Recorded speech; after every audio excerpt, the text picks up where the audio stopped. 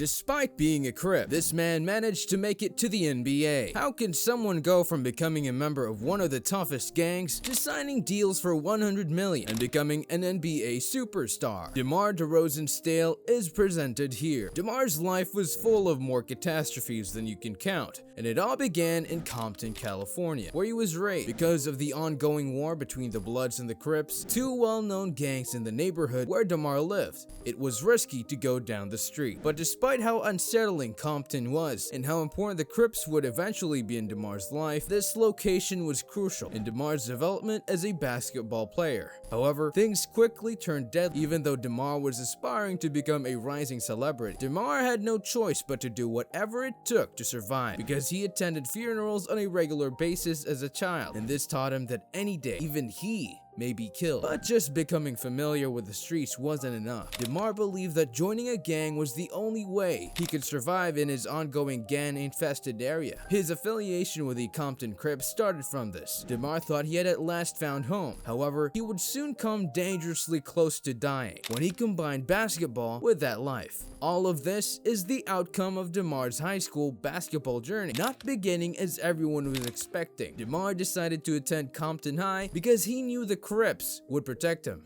rather than attending a school that has historically produced NBA stars. DeMar actually earned the nickname Debo after the well-known Friday movie character who bullied people in the streets, since he was known for dunking and bullying people on the court. But in terms of the streets, DeMar's transformation into a basketball bully was a blessing, since in his neighborhood, there is a rule known as the Hooper's Pass. To prevent high school basketball players from becoming targets of any crimes, all gangs agreed on this rule. DeMar was able to play basketball fearlessly after receiving that pass, and he quickly rose to fame in his high school. He averaged 26 points and 8 rebounds per game as a rookie, outperforming LeBron James's rookie season, when he only averaged 21 points and 6 rebounds per game. DeMar's perseverance was beginning to pay off, until one day, as he was making his way to his preferred location for hooping practice, 2 thugs approached him and threatened to kill him.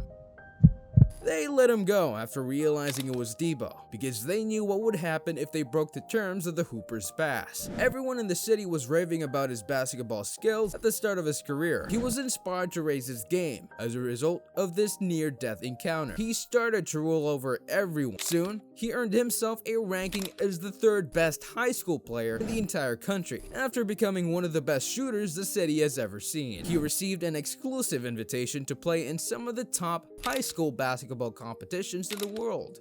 DeMar was showing to everyone that he was built different, and also representing for his gang. DeMar stated that he always wore blue to school and displayed Crip signs during games to make him feel untouchable. But all of a sudden, everything collapsed.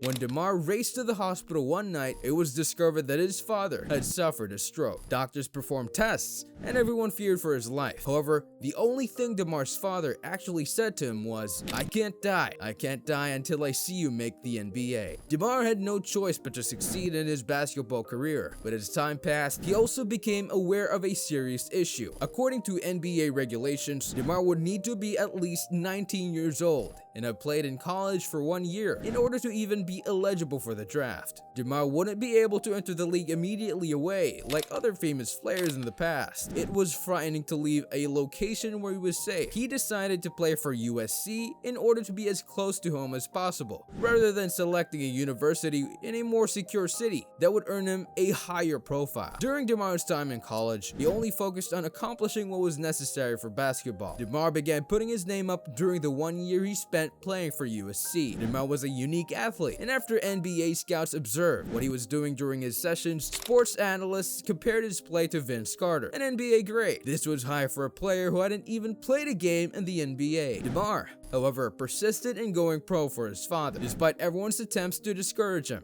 Suddenly, his college career came to an end, and he had the chance to finally make his father proud. He had been selected among the best players in the draft and was now a Toronto Raptor. The Toronto Raptors select DeMar DeRozan from the University of Southern California.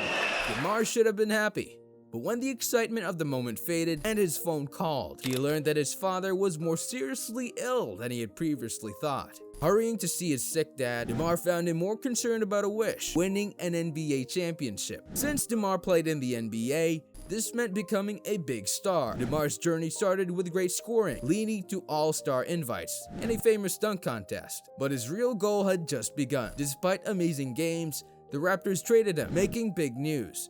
Joining the underdog Spurs, DeMar's private struggles were hidden as he spent time with his sick dad. Meanwhile, the player was traded for Kawhi Leonard, won a championship with DeMar's old team.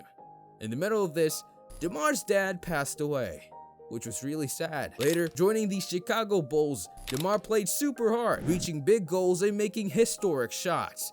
Even with all the attention, his main focus is one thing: winning a championship for his dad and appreciating how the journey changed him.